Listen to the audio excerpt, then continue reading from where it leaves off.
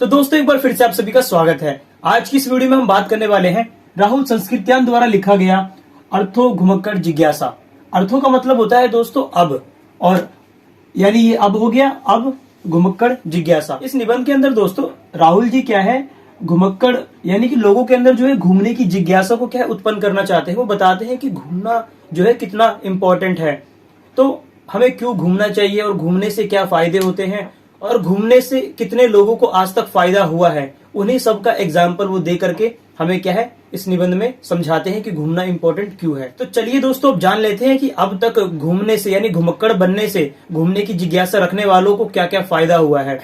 सबसे पहले राहुल जी बताते हैं कि घूमना जो है सबसे इम्पोर्टेंट है, क्योंकि जब अगर हम आदिकाल में जाते हैं जहां पर मानव क्या है जंगल में रहा करता था, उसके पास संसाधन वगैरह कुछ नहीं थे। उस टाइम से लेकर के और अब तक मानव ने जितना भी विकास किया है वो क्या है अपने घूमने की बदौलत ही किया है।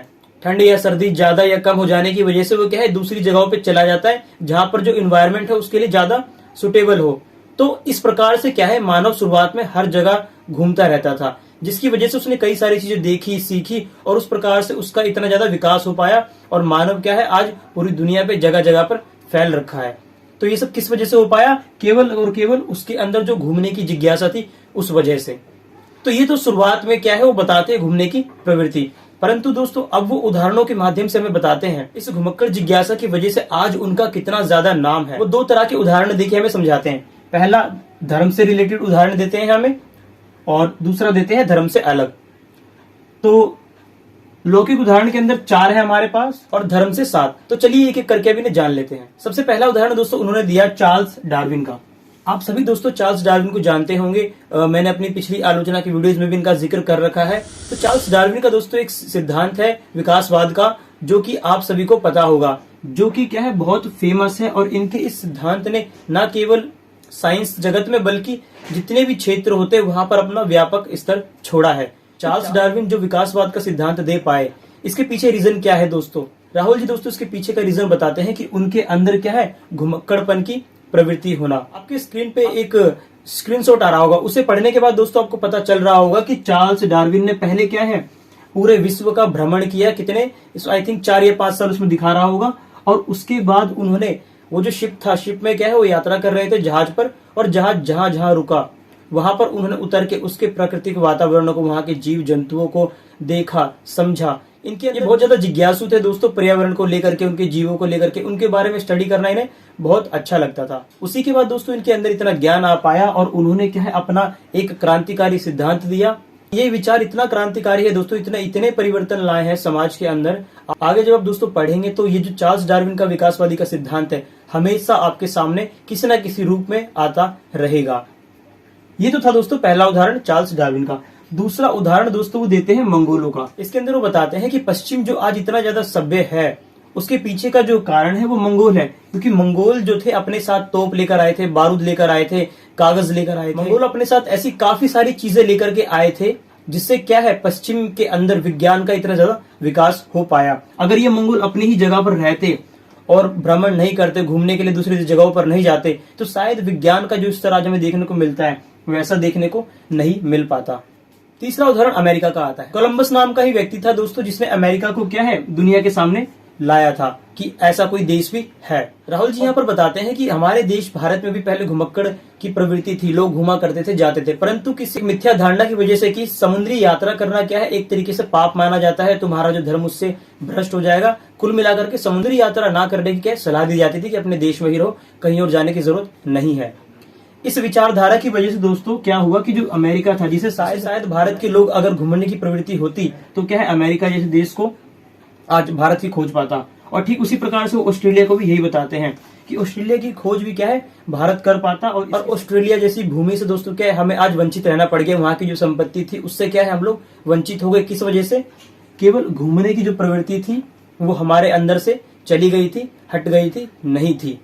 इस वजह से क्या है ये जो 2 देश थे जिनके पास जरूरी नहीं है कि वही पहुंचे, हमारे लोग भी यहाँ पर पहुंच सकते थे, ऐसा राहुल संस्कृत्यान बताते हैं। परंतु इस घूमने की प्रवृत्ति को त्याग देने की वजह से हमने क्या है इतना बड़ा नुकसान उठाया। ये 4 उदाहरण देने के बाद राहुल संस्कृत्यान फिर से घूमने की वो जो घुमक्कड़ है उसको बताते हैं कि मानव ने जो आज जितना विकास किया है उसके पीछे का जो मेन कारण है वो है ये घुमक्कड़ की जिज्ञासा। लोग अलग अलग देशों में यात्राएं करके व्यापार करने के लिए, घूमने के लिए क्या है उन्होंने उन लोगों ने क्या है इन सबसे क्या है एक्सप्लोर किया, दुनिया को जाना, अपने यहाँ की चीजें दूसरे वहां की चीजों तक लेके गए। इसी से ही तो मानव का क्या है विकास हो पाया। उसके बाद दोस्तों वो कहते हैं ये तो केवल एक लौकिक उदाहरण थे, अब वो तुम्हें उदाहरण देते हैं धर्म का, जिसमें सबसे पहले वो बुद्ध का एग्जाम्पल देते हैं कि बुद्ध बरसात के 3 महीने केवल क्या है एक जगह पर रहते थे, उसके बाद वो पूरे टाइम साल भर भारत में इधर उधर घूमते ही रहा करते। और बुद्ध ना केवल घूमते थे खुद, उन्होंने क्या है अपने जो उसके शिष्य थे, उनके गुरु थे, उनको भी क्या है ये प्रेरणा दी कि आप जो है पूरे विश्व में घूमो, अपने अंदर जो घुमक्कड़ की जो प्रवृत्ति है उसे लाओ और बिल्कुल स्वतंत्र रूप से सारे घूमो। अपने शिष्यों को उन्होंने यही सलाह दी थी और उनके शिष्यों ने दोस्तों इनकी सलाह को इतने अच्छे से माना। आप सभी जानते हैं दोस्तों आज बौद्ध धर्म पूरे विश्व में कितने व्यापक रूप से फैला पड़ा है। उसके पीछे का रीजन यही है कि उन लोगों ने घूम घूम कर जगह जगह जा करके क्या है अपने आप को फैलाया वहां पर। तो ये बताते हैं वो लोग बुद्ध के अंदर। तो बुद्ध जो आज इतना फैला है उसके पीछे भी क्या रीजन है, घुमक्कड़ की प्रवृत्ति का होना। उसके बाद दोस्तों बताते हैं जैन धर्म।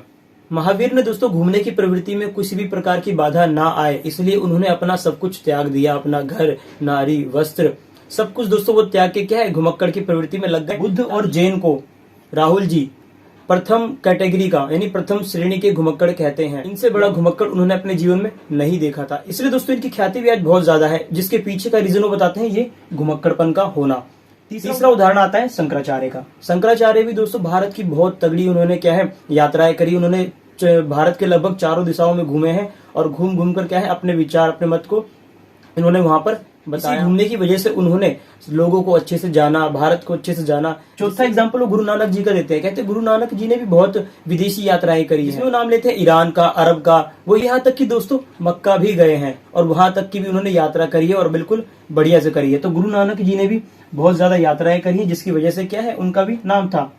उसके बाद दोस्तों बताते हैं स्वामी दयानंद जी का। तो स्वामी दयानंद जी दोस्तों वो पहले व्यक्ति थे जिन्होंने इस धारणा को तोड़ा कि हमें अपने ही देश में रहना चाहिए, समुद्री यात्रा नहीं करनी चाहिए इत्यादि वगैरह से विपरीत उन्होंने क्या है समुद्री यात्राएं करने के लिए लोगों को प्रेरणा भी दिया। छठा उदाहरण दोस्तों वो ईसा मसीह का देते हैं कि ईसा मसीह ने भी अपने जीवन में काफी यात्राएं करी हैं और उनके जो अनुयायी थे उन्होंने भी यात्रा कर करके क्या है अपने आप को पूरे विश्व में फैलाया, जिसकी वजह से आज उनकी ख्याति इतनी ज्यादा है।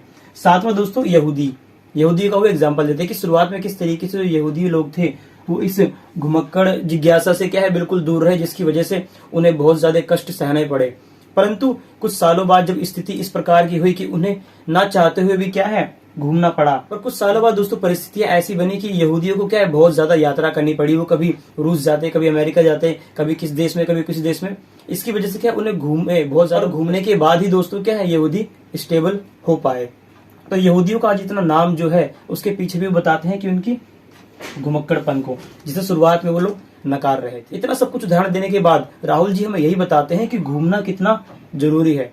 राहुल संस्कृतियान दोस्तों कहते हैं अगर ना घूमने से व्यक्ति अगर महान बन जाता तो आज हर गली में क्या है महापुरुष होते, क्योंकि आज अपने आप को लोग क्या है बिजी दिखाते कि हम बहुत ज्यादा बिजी हैं, जिसे वो क्या एक मुहावरे के जरिए भी बताते हैं। आप किताब में देख लेना, तेली का बेल कुछ करके ऐसा कुछ मुहावरा है जिसके लिए वो यूज करते हैं इन लोगों के लिए। तो जब आप टेक्स्ट पढ़ेंगे दोस्तों उसके अंदर काफी सारे मुहावरे आएंगे, तो आप जब पढ़ेंगे तो ये सारे एग्जाम्पल आप लोगों के सामने आएंगे। जो अभी इमेज आपके सामने बनी है थोड़ी धुंधली धुंधली है, वो एकदम बिल्कुल साफ इमेज बन जाएगी जब आप टेक्स्ट पढ़ेंगे।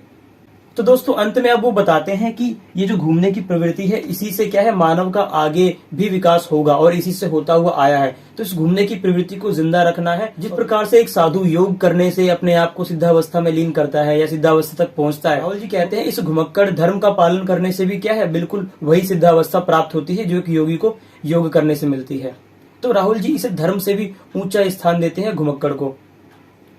तो धर्मों में भी सबसे ऊंचा धर्म वो बताते हैं घुमक्कड़ धर्म है। तो इस घुमक्कड़ धर्म का पालन सबको करना चाहिए, तभी क्या है उनका विकास हो पाएगा।